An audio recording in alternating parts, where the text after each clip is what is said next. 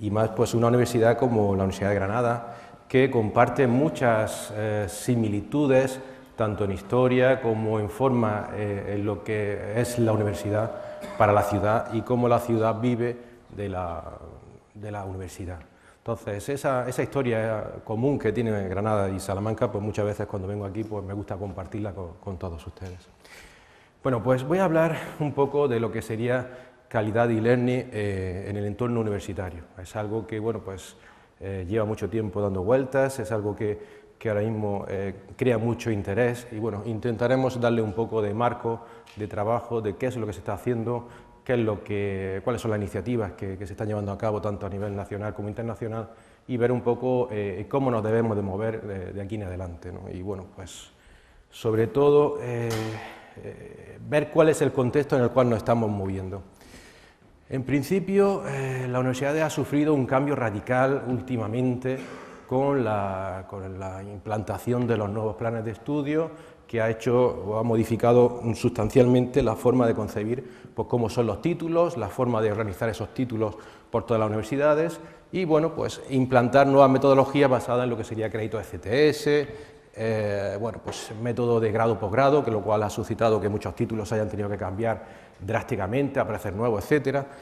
Y una de las cosas que se ha basado todo eso es que estaba centrado en el alumno, quizás es una cosa particular, es decir, todo parece que ahora gira que el alumno es el centro de atención. Y entre medias también ha aparecido una cosa que es muy interesante, y es que tendríamos que incorporar a todos esos títulos que han aparecido nuevos sistemas de garantía de calidad, algo que antiguamente pues, existía pues, mucho más laxo, no tan explícito como ahora, y bueno, pues eso ha provocado que bueno, pues, haya habido un totum revolutum en todas las universidades, pues, viendo cómo ese sistema de garantía de calidad pues, se debe implantar. Y lo que sería enseñanza virtual no es una excepción. El contexto en el cual nos movemos también es un contexto muy volátil, muy cambiante, muy dinámico, en el cual pues, las tendencias y las participaciones en actividades internacionales o de intercambio internacional son cada vez más fructíferas. Todo el tema de, por ejemplo, la movilidad estudiantil con todo lo que sería el proyecto Erasmus, pues ha provocado que todas las universidades tengamos que converger a algún modelo de acreditación o algún modelo de normalización de qué es lo que pasa cuando un alumno pasa de una universidad a otra, hacer convenios. Y eso también ha generado que, bueno, una necesidad, es decir, cuando un alumno viene no solamente la persona física, sino también la persona digital. Esa persona tiene que estar conectado a una red, normalmente se ha creado lo que es la red de Duran, también tiene que estar conectado a una serie de servicios, etcétera, etcétera. O sea, ha sido un cambio muy profundo también en las universidades desde el punto de vista tecnológico. Se nos vende o se está trabajando lo que sería el aprendizaje a lo largo de toda la vida, es la palabra de moda, la palabra del futuro, es decir, cómo nosotros vamos a contemplar que el ciclo universitario no es un ciclo terminal, sino que es un ciclo que va a ir acumulándose a lo largo del tiempo. Claro, si pensamos en eso, también tenemos que pensar que esa acumulación va a ser también basado en que estás trabajando, no puedes ir a la universidad y dejar tu trabajo, ¿no? Bueno, muchas redes, lo que es el tema del networking se está haciendo en muchísimos sitios, a nivel virtual pues están los distintos campus en España, pero también existen otros centros, de hecho en Salamanca y Granada también compartimos una red de universidades tradicionales, que es el grupo Coimbra, en fin, todo eso sí es algo que se está moviendo y es algo que siempre está vivo. No solamente eso, sino que ahora mismo también nos ponen nuevas metas a nivel institucional, lo que se llaman ahora, se denominan los campus de excelencia, que afortunadamente pues Salamanca pertenece a ellos, también Granada, en fin, muchas universidades en las cuales se quiere también dar un marchamo de calidad. Y también existe pues la idea de cómo va a ser la universidad del futuro. Hay por ahí un informe que es hacia la Universidad Digital, la Universidad 2015, en el cual se dice cómo debería de ser la universidad dentro de ya a la vuelta de la esquina. Realmente estamos muy cerca de ese futuro y realmente no estamos tan cerca. Y en todo ese ámbito, una de las cosas que es importante es cómo se asegura la calidad en todo esto. Es decir, que hemos introducido un aspecto nuevo, y es que la calidad es importante en todo el marco universitario, y vamos a ver cómo se mete en la calidad en temas de e-learning, en temas de formación virtual. Aquí, pues bueno, pues la experiencia que se ha visto es que bueno, es una experiencia muy basada en casos prácticos. Por ejemplo, en Andalucía pues se tenía una normativa que se compartía entre todas las universidades y que se creó una especie de norma o de certificado en el cual nosotros aseguramos nuestra propia calidad. Eso supongo que se ha hecho en otro tipo de universidades.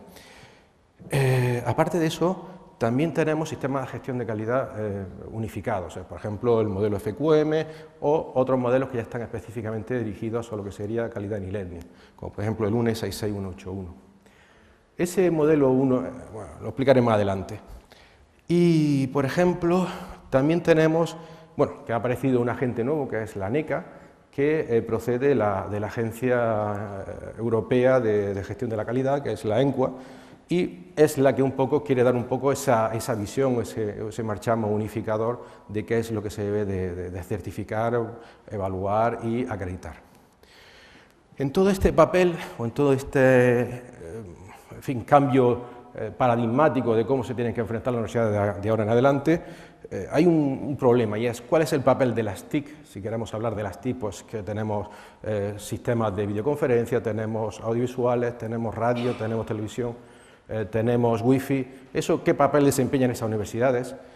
Y segundo, ¿qué papel desempeñan los campus virtuales, o lo que serían los centros virtuales que están asociados prácticamente a todas las universidades? ¿Qué papel juegan ahí? Bueno, pues en ese sentido se hizo una especie de análisis a través de un diagrama DAFO en el cual se analizaba cuáles eran las fortalezas y debilidades de estos centros de enseñanzas virtuales.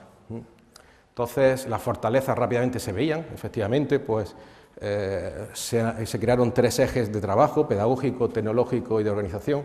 Las fortalezas pedagógicas es que todos estamos en un mundo digital, todos trabajamos prácticamente con herramientas tecnológicas, con lo cual la pedagogía, pues prácticamente de forma natural se puede ir incorporando a la tecnología, el usar no el correo electrónico, sino utilizar sistemas de teleformación, etcétera, pues cada vez se ve que es mucho más interesante.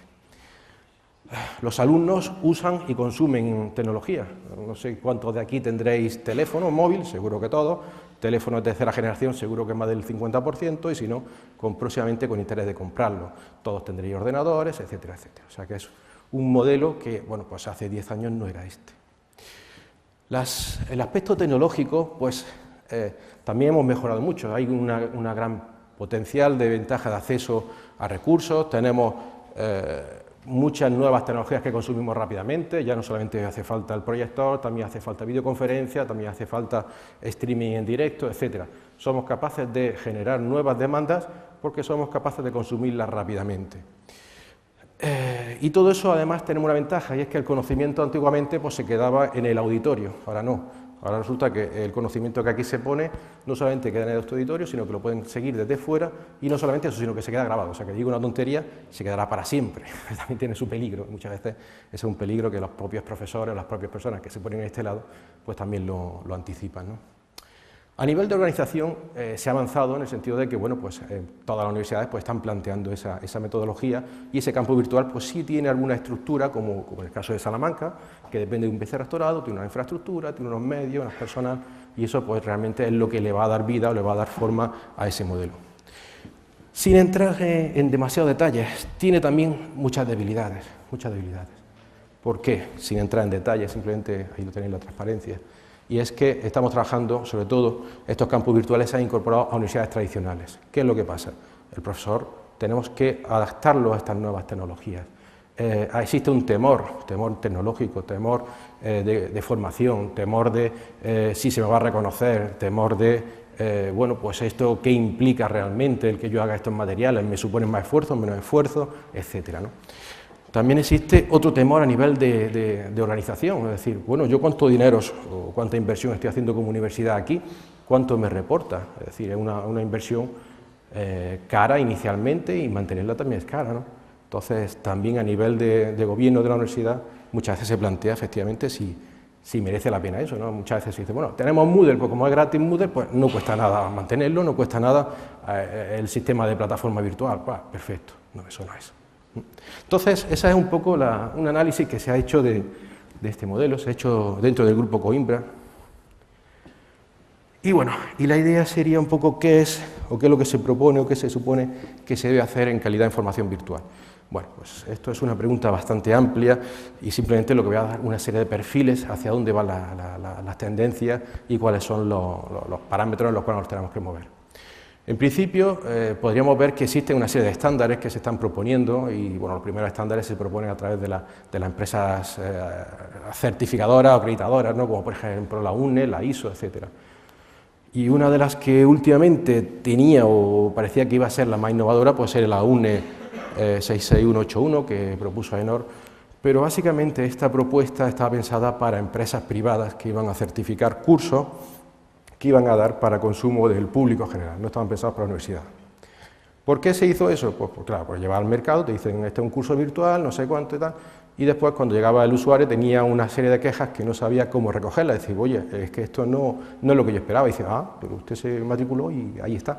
Entonces, ahí lo que se hace es una especie de cuestionario de satisfacción en base a una serie de criterios, pero sobre todo basado en que está bien definido el título del curso o del proyecto, están bien definidos los objetivos, está bien definido el área de empleabilidad que puede tener ese curso, etcétera, etcétera. Y bueno, pues tiene accesos de empleabilidad, accesibilidad, interacción, ¿no? Para que si hay una persona con ciertos problemas de discapacidad, pues que sepa a qué se pueda tener con ese curso, ¿no? Entonces, eso son una de las normas. La otra norma en la cual se tiene mucha esperanza es la norma ISO 19796, pero no está terminada, y un poco es un marco metodológico en el cual seguir trabajando. Entonces,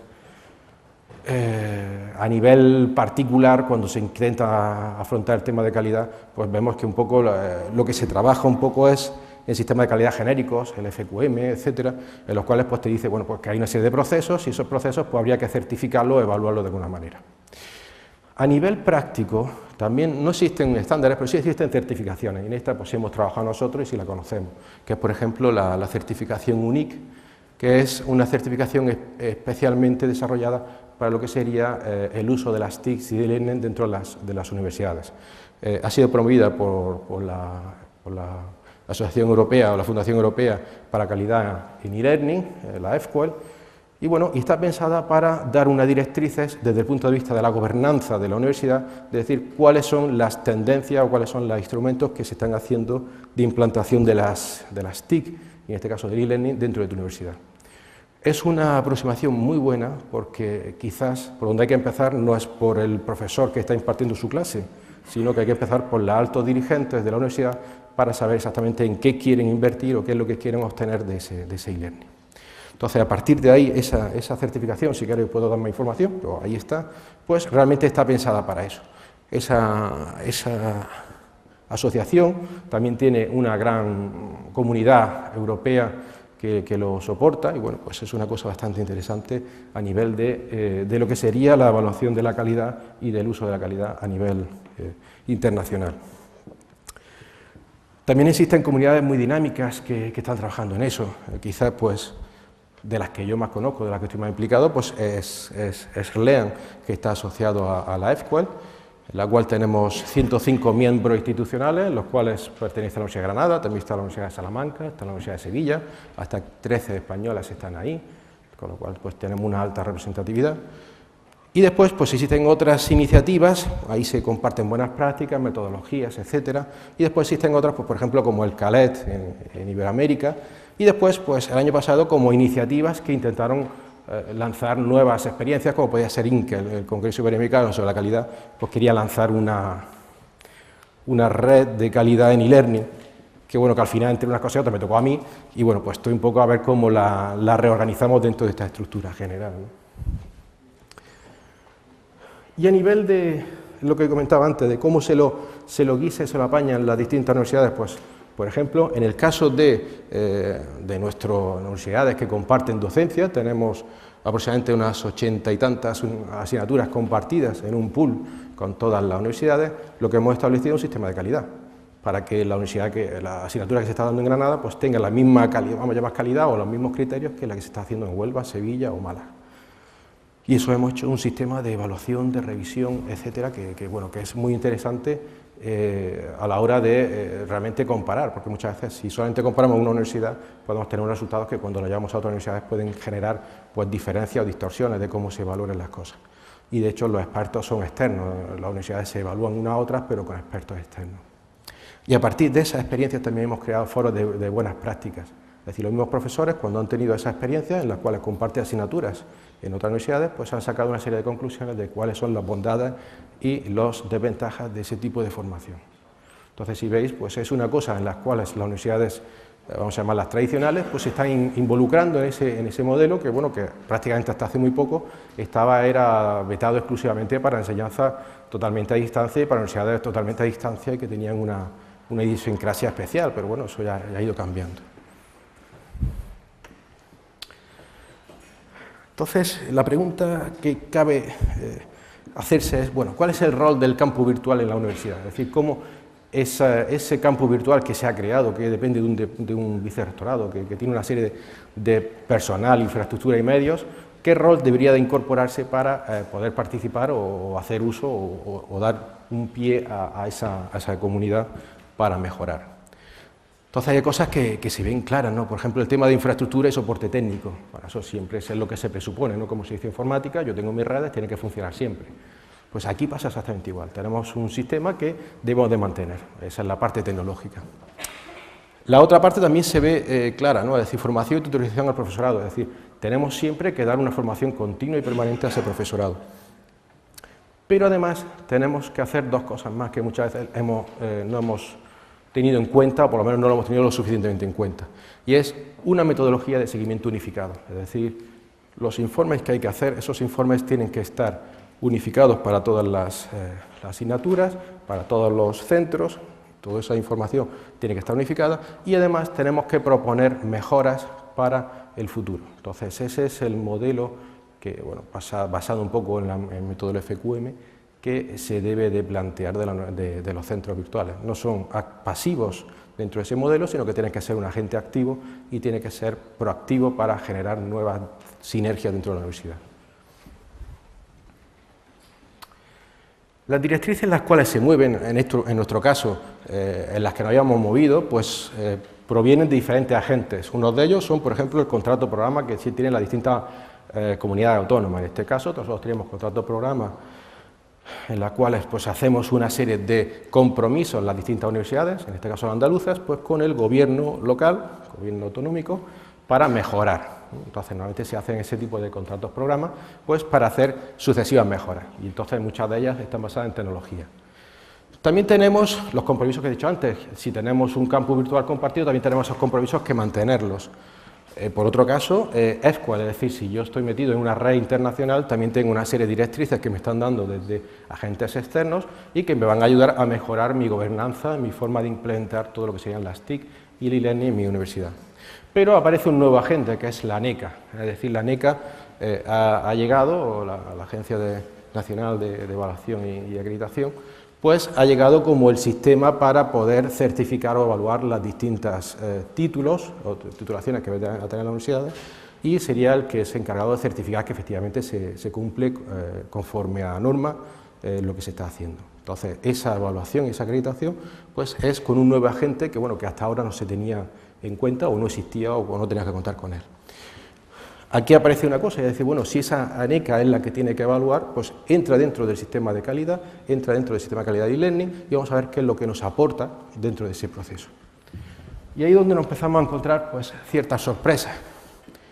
La primera de ellas es que, bueno, pues la ANECA se declara una serie de, bueno, para saber si un título es acreditado o no, se supone que la forma de evaluar el título es hacer una memoria de ese título que se llama el protocolo verifica, y en ese protocolo verifica yo lo que hago es declarar mis intenciones, mis procesos, mis métodos, mis metodologías, y eso es lo que él me va a certificar si efectivamente lo estoy cumpliendo o no. ¿De acuerdo?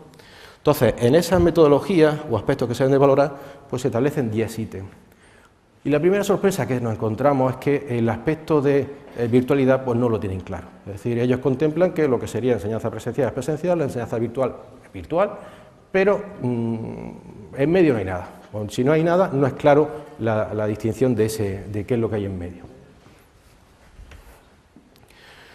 Entonces esto, cogido literalmente, espero que no me... cogido literalmente de una... Bueno, me dieron permiso de una transparencia de ANECA, pues dijeron, bueno, pues estos son de los problemas que como agencia nos encontramos para certificar el tema de la enseñanza virtual en las universidades. Y uno de los problemas que tiene es que ellos, en principio, lo habían planteado todo para enseñanza presencial, ¿no? Le era más cómodo, le era más intuitivo, más claro, etc. De hecho, cuando nosotros evaluamos a los profesores, una de las pegas que tiene es que cuando llegan las evaluaciones de las encuestas, pues casi todas están pensadas en modelo presencial, no en modelo virtual. Después, otra de las cosas que se ha dado cuenta es que, bueno, es que la propia inercia de la universidad se va a un modelo blended, un modelo mixto. No podemos decir que todo es presencial. Hay prácticas que se hacen en virtual y cada vez más estamos utilizando la red, la tecnología de la red. Con lo cual la enseñanza, esa enseñanza que es virtual o presencial, pues cada vez está menos claro. Es decir, ¿dónde pongo el límite? ¿Dónde pongo el foco para decir si es de una manera o de otra? Y entonces, muchas veces eso es lo que plantean ellos, es decir, han intentado hacer una reunión, han intentado poner una serie de criterios, objetivos para ver cómo se debería de regular, intentaron tirar normativas, certificaciones, y al final se dieron cuenta que con el Real Decreto que regula los planes de estudio y las titulaciones universitarias no se puede entrar más porque ahí no se habla de eso, no se habla de eso. Entonces, a lo más que han llegado, a lo más que se ha llegado, es a intentar definir lo que es presencial, que es aquello en la cual la impartición requiere la presencia del estudiante, ¿vale? Está bien. A distancia, aquella cuya total impartición se realiza a distancia por parte del estudiante, con lo cual nunca debo de verlo, perfecto, y semipresencial en todos los casos contrarios, en cualquier otro caso. Con lo cual, en el 99% de las universidades que son tradicionales, estamos yendo inexorablemente a un modelo semipresencial. Queramos o no queramos reconocerlo o no queramos reconocerlo. Entonces, ahí entramos en un hueco, en una laguna que tienen las propias universidades que tienen que combatir, la propia ANECA que no sabe cómo valorarlo, etc. Y es más, incluso se han dado cuenta de que hay títulos que se imparten en diferentes modalidades. Lo que nosotros, o como profesores, hacíamos, es decir, yo tenía un estudiante que venía todos los días, pues lo evaluaba todos los días. Hay otro alumno que no me viene todos los días, pues le mando un correo, hacemos un trabajo, etcétera. Eso para la ANECA son dos tipos de títulos con dos modalidades. ¿Cuántos alumnos estás tutelando de esta manera? ¿Cuántos estás tutelando de otra? Pues, oye, hay que aclararlo, porque tú a este alumno puedes exigirle de una manera y a este de otra. ¿Qué competencia va a tener cada uno? O sea, entran una serie de juegos que hasta ahora lo habíamos hecho implícitamente o tácitamente, ¿no? Entonces, a lo único que ha podido llegar la ANECA, aparte de intentar hacer eso, de hecho incluso hay una cláusula que dice que en cuanto yo tenga una enseñanza presencial, pero tiene una asignatura que es básica, troncal, que es totalmente a distancia, el título ya es semipresencial, con lo cual ya empiezan a ver que, bueno, que se les puede escapar muchos flecos el que yo puedo generar como coordinador de un título que todo el mundo lo haga de una manera, pero si hay uno que lo quiere hacer de forma virtual, ya me está complicando mi título. O sea, una cosa como ese estilo se están dando cuenta de que puede llegar a suceder.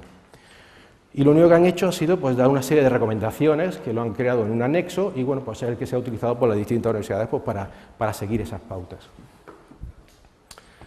¿Qué es lo que se ha hecho en la Universidad de Granada? Intentar dar una respuesta a esto. Bueno, pues en la Universidad de Granada lo que se ha intentado dar es una respuesta a los profesores y a los coordinadores para poder enfrentarse a este nuevo modelo.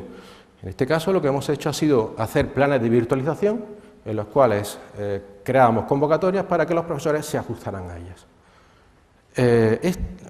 Los últimos años hemos visto que los profesores tienen una cierta laxitud en entender lo que es virtual o no. Hay actividades que quiero que sean usando el ordenador, pero yo quiero que mi alumno esté siempre todos los días en clase, ¿no? A mí no me lo quites de clase porque a mí me gusta verlo. Entonces hemos creado dos niveles, apoyo a las clases presenciales, tú vas a seguir siendo clase presencial, pero tienes una herramienta que vas a utilizar eventualmente para alguna actividad, pero no es tu contacto diario con el profesor, y las que son modalidad semipresencial, y ahí vamos a exigirle al profesor que efectivamente tenga esa docencia y esa forma reglada, planificada y programada, ¿no? Y eso a nivel de másteres pues hemos hecho exactamente igual. Una vez que hemos visto que a nivel de virtualización de planes de estudio, de nivel de grado, pues funciona, y además siempre se hace pues con prácticamente la iniciativa del profesor, que es el que bueno, pues le ilusiona, etcétera, pues de ahí sube hacia el departamento, normalmente nos pone pegas al decanato, al rectorado, no hay ningún problema. El problema no lo hemos encontrado cuando hemos empezado a bajar con másteres, en el cual la situación, sobre todo los másteres oficiales, cuando no es no oficial no hay ningún problema.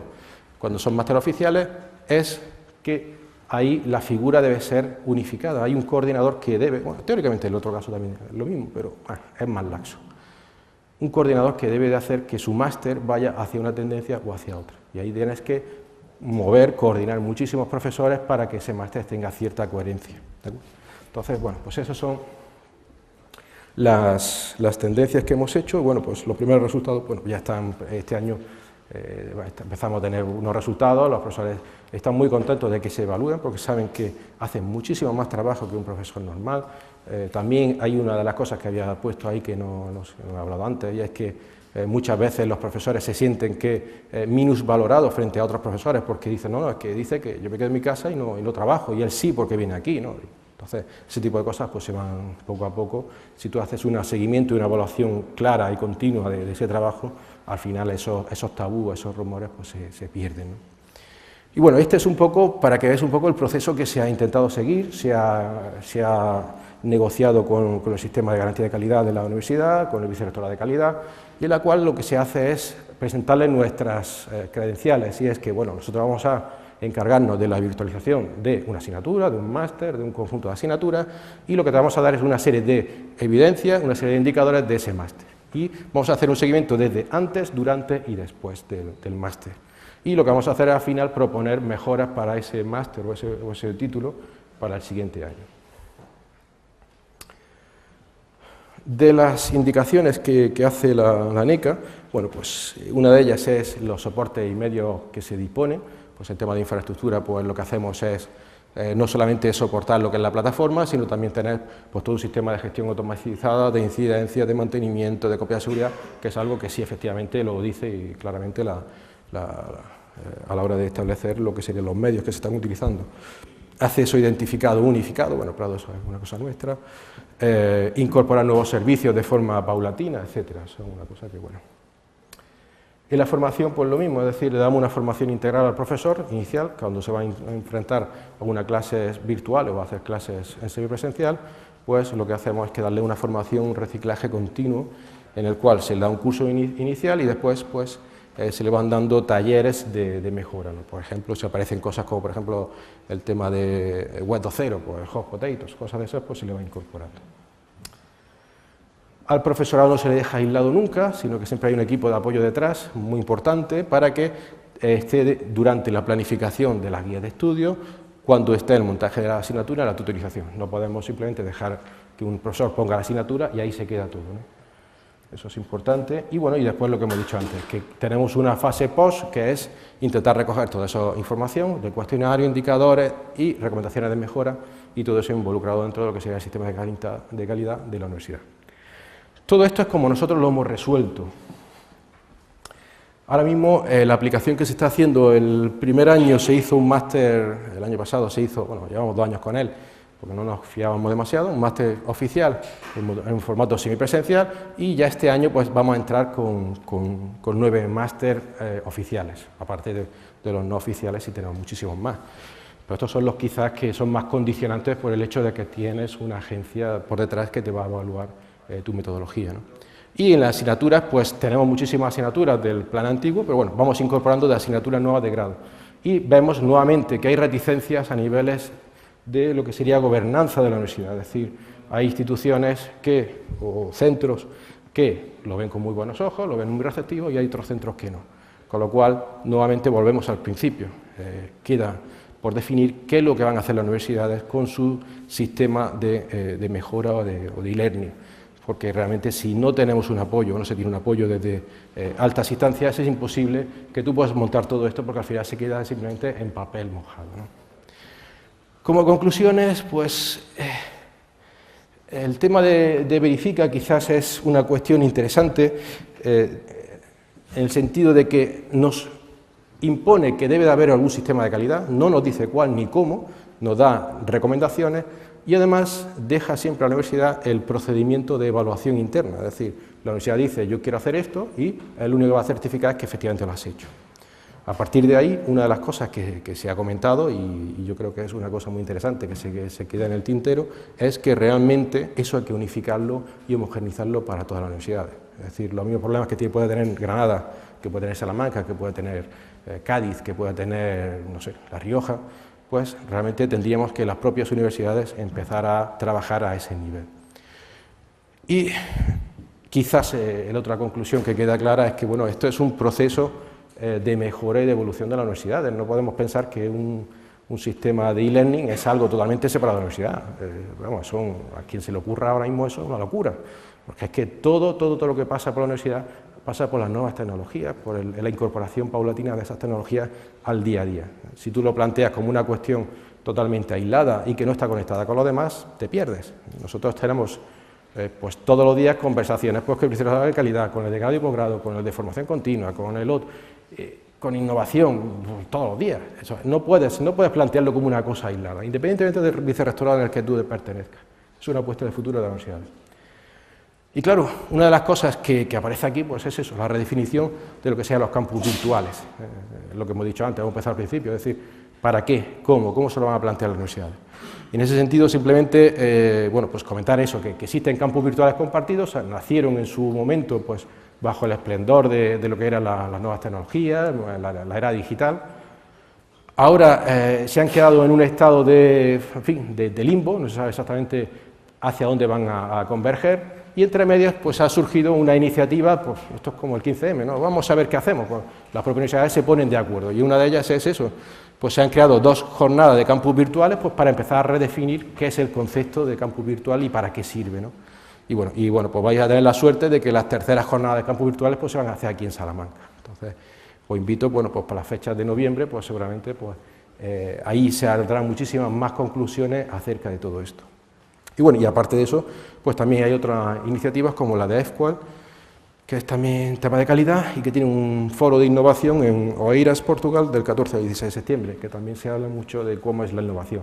No tanto a nivel de cómo se implanta en un estado, en una nación como puede ser España, sino a nivel internacional. Entonces, eso, siempre muchas veces, para plantear cosas a nivel nacional, también hay que ver cómo se mueve a nivel internacional. Entonces, ese tipo de cosas son muy interesantes. Bueno, pues muchas gracias, no sé si me he pasado, yo creo que sí. Un poquito.